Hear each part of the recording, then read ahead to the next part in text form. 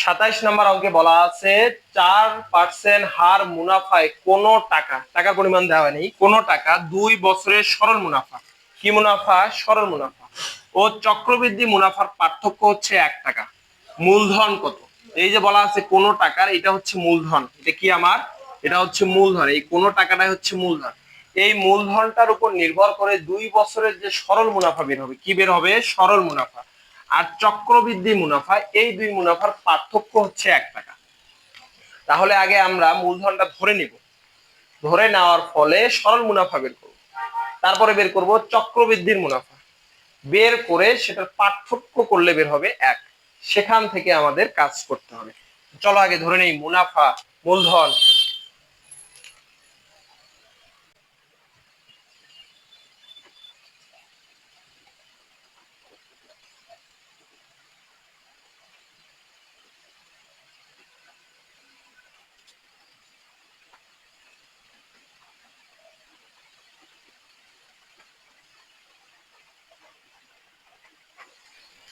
ওকে, সরল মুনাফা আই সমান পি আর এন।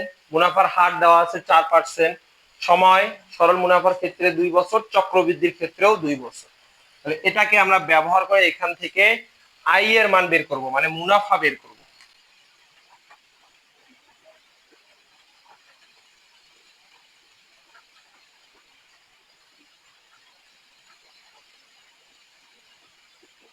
দেখো এখানে একটা মজার বিষয় আছে। এই যে পার্সেন্ট, পার্সেন্ট মানে হচ্ছে কি 100 দিয়ে ভাগ, এই জন্য 100 দিয়ে ভাগ দিয়েছি। 4 আর 100 ভাগ করলে 25 বের হয়। 25 নিচে, উপরে থাকতেছে টুপি। এটা কি? এটা বের হলো সরল মুনাফা। কিন্তু আরেকটা জিনিস আমার বের করতে হবে, চক্রবৃদ্ধির মুনাফা। তো চক্রবৃদ্ধির মুনাফার সূত্র প্রয়োগ করে আমরা এই কাজটা করব।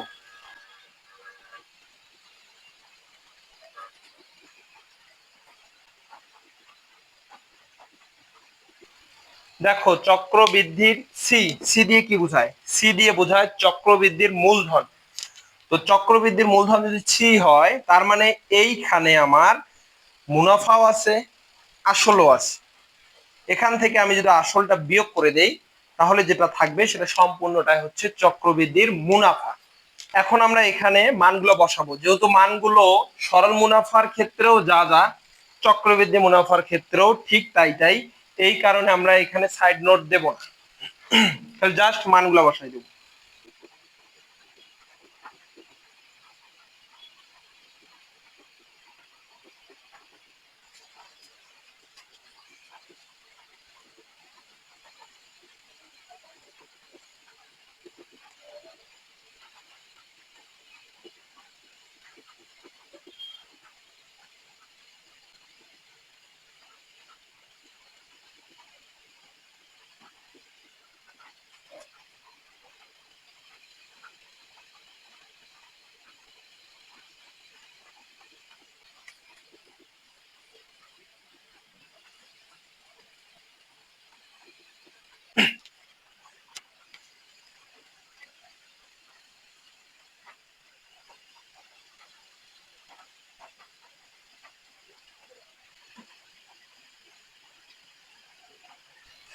দেখো চক্রবৃদ্ধি মুনাফার সূত্র ফলাইছি, ফলার পরে আর এর মান বসাইছি, এন এর মান বসাইছি। আর এর মান হচ্ছে 4%। 4 কে 100 দিয়ে ভাগ, এখানে আবার লসাগু করছি, লসাগু করলে হয় 104। 104-এর উপরে আছে স্কোয়ার।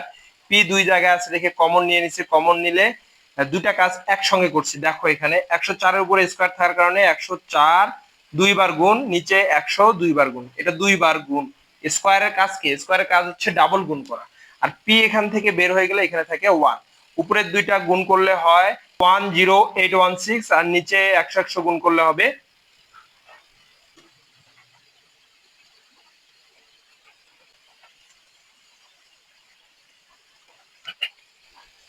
দেখো এখানে ভুল হয়ে গেছিল একটু, শূন্য একটা মিস করে ফেলছি আমি, এজন্য 100 100 গুণ করলে হবে 1 শতক হাজার 10,000।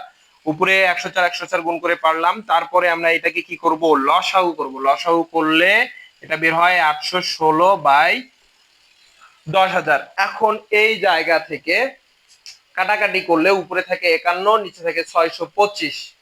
তাহলে 51 পি গুণ করে দিলে 51p/625। এটা কি বের হলো? এটা বের হয়েছে আমার চক্রবৃদ্ধির মুনাফা। চক্রবৃদ্ধির মুনাফা এটা বের হয়েছে। আর সরল মুনাফা আছে এটা। এখন এই দুইটার পার্থক্য হচ্ছে 1।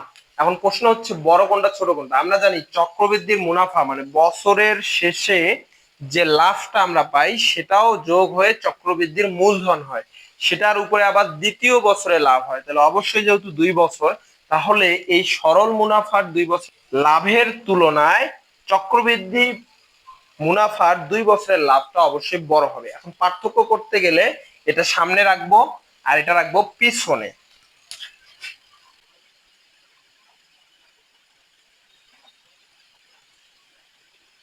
এই পার্থক্য হচ্ছে আমার 1। এখন কি করব, লসাগু করব।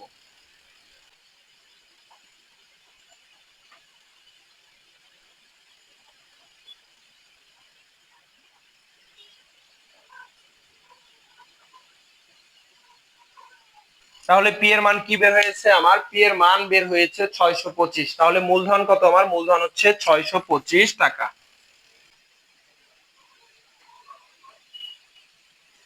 এই ছিল 27 নম্বর অঙ্ক। এরপরে আমরা চলে যাব 28 নম্বর অঙ্কে।